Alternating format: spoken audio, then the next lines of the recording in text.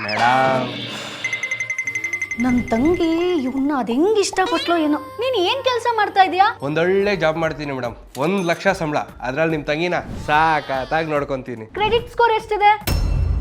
ಅದು ಜಸ್ಟ್ ಒಂದು 630 ಅಷ್ಟೇ ಮೇಡಮ್. ಇಷ್ಟು ಕಮ್ಮಿನಾ? ಯಾಕೆ? ಅಂದರೆ ಈ ಮುಂಚೆ ನಾನು EMIs ಆನ್ ಟೈಮಲ್ಲಿ ಪೇ ಮಾಡ್ತಿರ್ಲಿಲ್ಲ, ಅದಕ್ಕೆ ಕಮ್ಮಿ ಆಗಿದೆ. ನೀನು EMI ಕರೆಕ್ಟಾಗಿ ಕಟ್ತಾ ಇಲ್ಲ, ಇನ್ನು ನನ್ನ ತಂಗಿನ ಹೆಂಗ್ ನೋಡ್ಕೋತೀಯಾ? ಮೇಡಮ್ ಅದೆಲ್ಲ ಅವಾಗ ಮೇಡಮ್, ಇವಾಗೆಲ್ಲ ಆನ್ ಟೈಮ್ ಕಟ್ತಿದ್ದೀನಿ ಮೇಡಮ್. ಪ್ಲೀಸ್ ಮೇಡಮ್ ಹಂಗೆ ಅನ್ಬೇಡಿ ಮೇಡಮ್. ಸರಿ, ನೀನು ಒಂದು ಕೆಲಸ ಮಾಡು. ನೀನು ನಿನ್ನ ಕ್ರೆಡಿಟ್ ಸ್ಕೋರ್ನ 750ಕ್ಕೆ ಇನ್ಕ್ರೀಸ್ ಮಾಡ್ಕೊಂಬ. ಆಮೇಲೆ ನನ್ನ ತಂಗಿನ ಮದುವೆ ಮಾಡಿಸ್ಬೇಕೋ ಬೇಡೋ ಅನ್ನೋದನ್ನ ಯೋಚನೆ ಮಾಡ್ತೀನಿ. ಅದು ಹೆಂಗೆ ಇನ್ಕ್ರೀಸ್ ಮಾಡ್ಕೋಬೇಕು ಒಂಚೂರು ನೀವೇ ತಿಳಿಸ್ಕೊಡ್ಬೋದಲ್ಲ ಮೇಡಮ್? ಅಯ್ಯೋ ಕರ್ಮ, ಇದನ್ನೂ ನಾನೇ ಹೇಳ್ಬೇಕಾ? ಸರಿ, ನಿನ್ನ ಹತ್ರ ಕ್ರೆಡಿಟ್ ಕಾರ್ಡ್ ಇದೆಯಾ? ಇಲ್ಲ ಮೇಡಮ್, ಈ 630 ಕ್ರೆಡಿಟ್ ಸ್ಕೋರ್ಗೆಲ್ಲ ಯಾರು ಮೇಡಮ್ ಕ್ರೆಡಿಟ್ ಕಾರ್ಡ್ ಕೊಡ್ತಾರೆ ನಮಗೆ? ಸರಿ, ಒಂದು ಕೆಲಸ ಮಾಡು.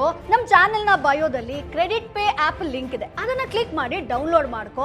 ಸ್ವಲ್ಪ ಅಮೌಂಟ್ನ FD ಮಾಡು. ಸೊ ಆ ಒಂದು FD ಅಮೌಂಟ್ ಡೈರೆಕ್ಟ್ ಆಗಿ SBM ಬ್ಯಾಂಕ್ಗೆ ಹೋಗುತ್ತೆ. 10 ಇಯರ್ ಪೀರಿಯಡ್ ಆದ್ಮೇಲೆ ಅಸ್ಲು ಬಡ್ಡಿ ಎಲ್ಲ ನಿನಗೆ ಸಿಕ್ಬಿಡುತ್ತೆ. ಹಾಗೆ ಈ ಆ್ಯಪ್ನವ್ರು ಏನ್ ಮಾಡ್ತಾರಂತಂದ್ರೆ, ನೀನಿಟ್ಟಿರೋ FD ಅಮೌಂಟ್ ಅನ್ನ ಸೆಕ್ಯೂರಿಟಿ ಆಗಿ ಇಟ್ಕೊಂಡು ನಿಂಗೊಂದು ಕ್ರೆಡಿಟ್ ಕಾರ್ಡ್ ಅನ್ನ ಕೊಡ್ತಾರೆ. ಇದರ ಕ್ರೆಡಿಟ್ ಕಾರ್ಡ್ ಲಿಮಿಟ್ ಬಂದು ನೀನು ಏನ್ FD ಅಮೌಂಟ್ ಇಟ್ಟಿರ್ತೀಯೋ ಅದ್ರ 90% ಇರುತ್ತೆ. ಫಾರ್ ಎಕ್ಸಾಂಪಲ್, ನೀನೀಗ 10,000 ಡೆಪಾಸಿಟ್ ಇಟ್ಟಿದ್ಯಾ ಅಂತಂದ್ರೆ 90% ಅಂದ್ರೆ 9,000 ನಿಂಗೆ ಕ್ರೆಡಿಟ್ ಲಿಮಿಟ್ ಸಿಗುತ್ತೆ.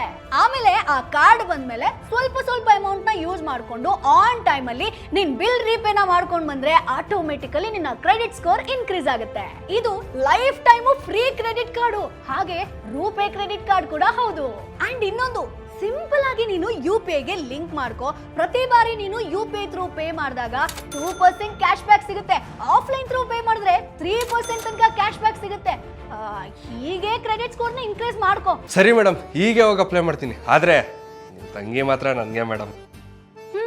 ಸರಿ. Boss Vala, B the boss.